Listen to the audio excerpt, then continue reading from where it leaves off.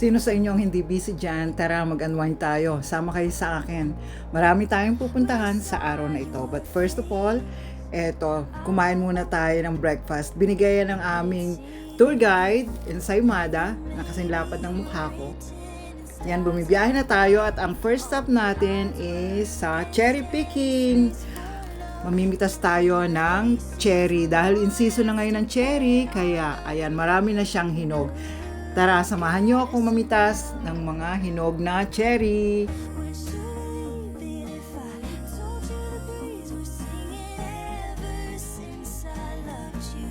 So our next stop is Niagara Falls. Ayan, after namin mag-drop off dyan sa Niagara Falls, pinabayaan na kami na maghiwa-hiwalay muna dahil magla-lunch time. So ako, yan, that is a Niagara downtown.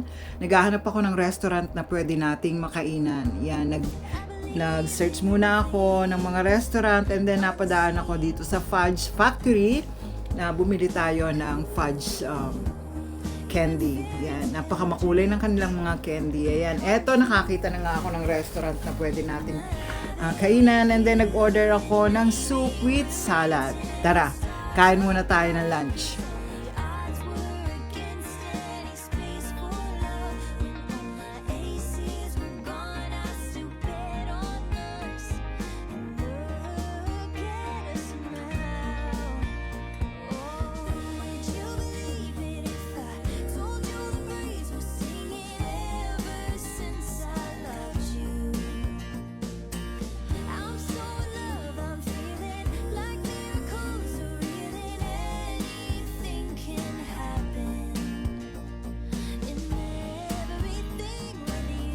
And after ko ang kumain, naglakad na akong muli towards sa Niagara Falls. Ayan, makikita nyo yung napakagandang view ng Niagara Falls.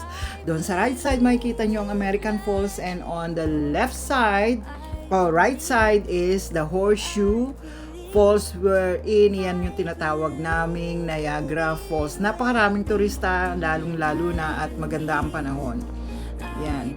Maraming makikita mga views, maraming makikita mga tao. At ma-enjoy mo talaga beautiful scenery, napaka-inviting at napakagandang tingnan. And then eto, andito na tayo sa last destination natin, ang Lavender Fields. Ayan, kanya-kanya tayong kuha ng pictures, kanya-kanyang aura, yung mga tourist, yung mga tao. And then, ayan nga, pati bubuyog, yan, binidyo ko na.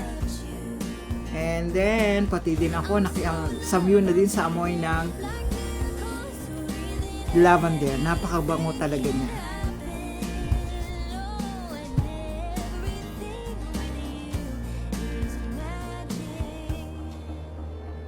Ayan, parang nagmistulang K-drama na kunwari merong